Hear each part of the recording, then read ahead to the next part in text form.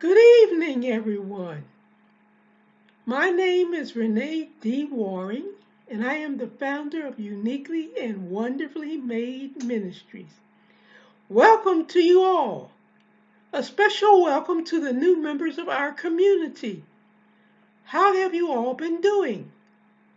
How are you making out during these difficult COVID times?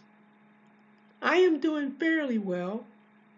I'm a bit I'm a bit depressed due to being restricted indoors although I'm changing my videos.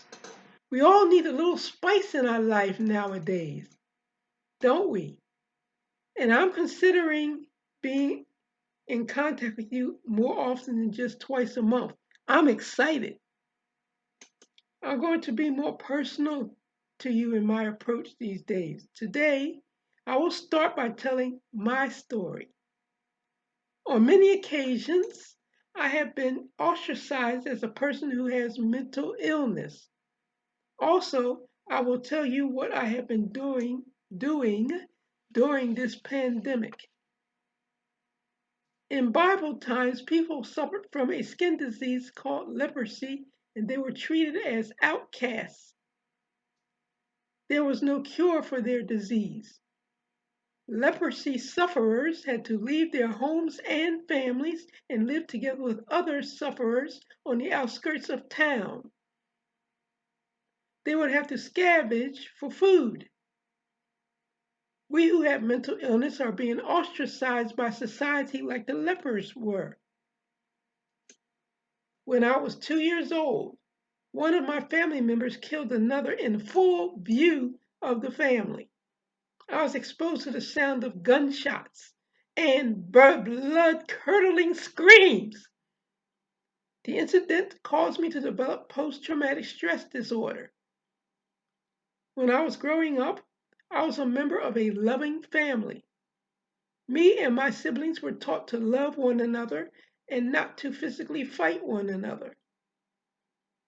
However, when I went to elementary school, I found myself in a hateful environment of bullies.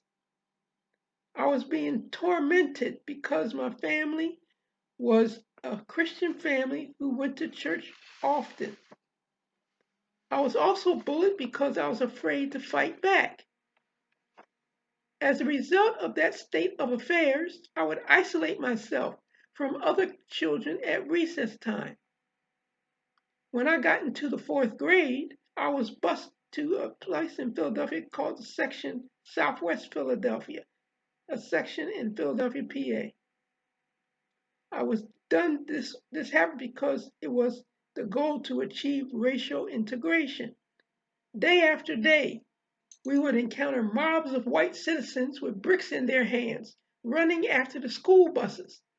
Thus, my condition of PTSD worsened. When I attended the Philadelphia High School for Girls, I encountered a rigorous academic environment for which I was ill prepared.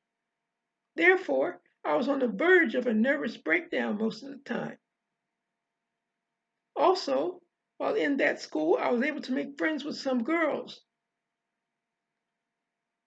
While in school, we would go through the streets acting crazy and laughing and hanging out. This was the first time in my life I had a group of friends to hang out with after school. However, I experienced emotional isolation in the group. I was not able to share my emotional self with my friends. Lastly, I was ostracized by many of the teenagers in my church. They would not interact with me socially. My family took the word of God seriously. The other teens attended church just to have a good time.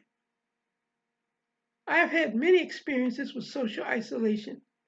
Please email me at M as in Mary, I as in ice, the word recovery, RECOVERY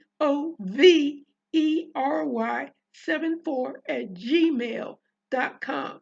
And tell me about your isolation experiences, your social isolation experiences. You don't have to have mental illness, though. I try to do things for myself during this time of social isolation due to the pandemic. It can be a battle to ward off depression. First, I read the Bible. Second, I do not look at or listen to any news coverage until the evening for 1 hour. Third, I call some of my family and friends. Fourth, I walk 2 miles 4 times a week. And lastly, I read other books. Please email me your answers to the following questions. How has the pandemic affected you and your mental health? What do you do to maintain your sanity? What fun things do you do with your family? Well, family and friends, it's been a pleasure talking with you today. On the fourth Friday of this month, I will tell you all something more about myself. Go to my website to fill out the contact form. Stay in touch. My web address is capital U, capital W, capital M, then another capital M, ministries.com. That's capital U, capital W, capital M, and then another capital M for spelling out the word ministries.com. I am the founder of Uniquely and Wonderfully Made Ministries. My name is Renee D. Waring, and I am the warrior warring